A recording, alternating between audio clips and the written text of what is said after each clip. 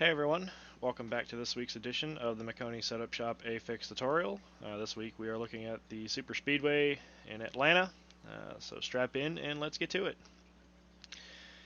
Unfortunately, with these Super Speedway videos, there's just really not a whole lot to go through, and I feel like I've covered Atlanta maybe 4 times this year already.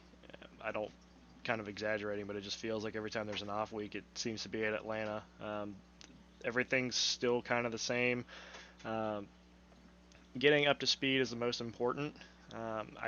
I didn't show leaving pit road on this lap because you're going to see it on the next lap, and we're going to go through it a little bit. This first run was done in fourth gear.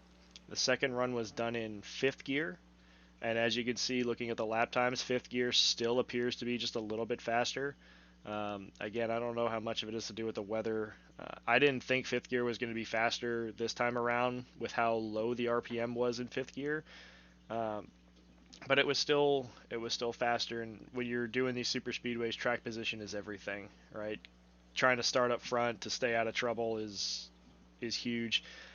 Getting up to speed here, you can go full throttle on the apron, and you need to be in that lane on the apron. If you go any lower, it's a lot flatter. You cannot carry the same amount of speed. Okay. Um, Holding fourth gear through 3 and 4 here, trying to build up as much as we can, and then I'm shifting into fifth on corner exit. Okay, right there we grab fifth gear, and then just cutting off enough of the dog leg to start the lap so that you don't bounce the car all over the place and bottom out. And then you're just trying to hold this little white red line as tight as you can. Right, let the car drive itself up. Right, like we've covered this so many times. I feel like I'm running out of things to talk about here. Like I said, the techniques are still the same. Nothing's different. It's just finding the right line for qualifying, doing everything properly so that you can get the best lap time available. I'm not really going to go through and do a silent lap here. There's no point in doing that. Um, like I said, cutting enough of the dog leg, I kind of run that seam over, and then if you see the steering wheel, you're just trying to be as smooth as you can. This place is not anywhere near as smooth as, say, Daytona, Talladega. You're going to have a little bit of wheel input, so don't be afraid about that. You're just trying to make it as smooth as possible, right?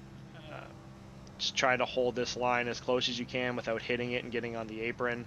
Um, if you do get on the apron in the corner, you're going to scrub speed, and then you're trying to cut this dog leg as smooth as humanly possible to finish your lap so you can cut off the most amount of track you can without scrubbing any speed. If you try to keep it as far left as possible, you're going to have the wheel turn significantly more and you're going to scrub speed. Okay, it's not worth trying to hold the grass the entire way.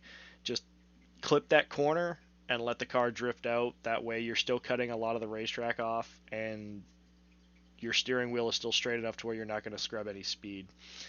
Okay, guys, I don't want it to feel like I'm not putting any effort in. It's just we've talked about Atlanta so many times. Like there's only so many things you can do at a super speedway. Even though this is still a mile and a half, it races like a super speedway. So qualifying, you're not going to want to do 2 laps. It has to be 1, and the reason for that is with the tire model the way it is currently. As you continue to run, you build heat, and as you build heat, the tire gets tackier. While at a super speedway, you don't want the tackiness in the tire, right? Because it's going to stick to the racetrack more, and you're going to scrub speed. So your second lap is always going to be slower than your first one because the tires are going to have more heat built up. Okay, so that's why when you come to super speedways, you always want to try to do 1 lap, get it done.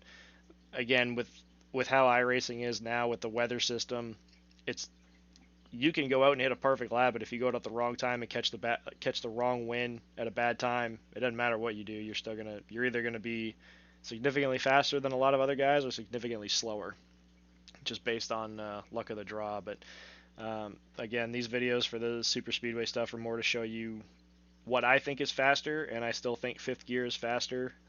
It's seemed to have been that way just about every time we come here, but I still like to demonstrate the difference between fourth and fifth.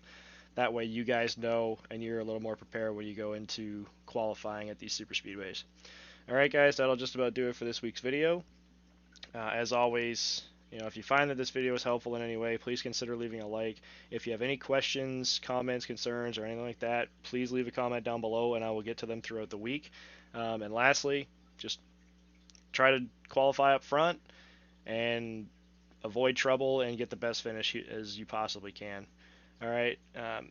As always, if you're not already a subscriber, make sure you hit that subscribe button and ring the notification bell so you can see these videos every Monday when they're posted to the Maconi YouTube page. Okay, guys, best of luck this week, and we'll see you out on the track.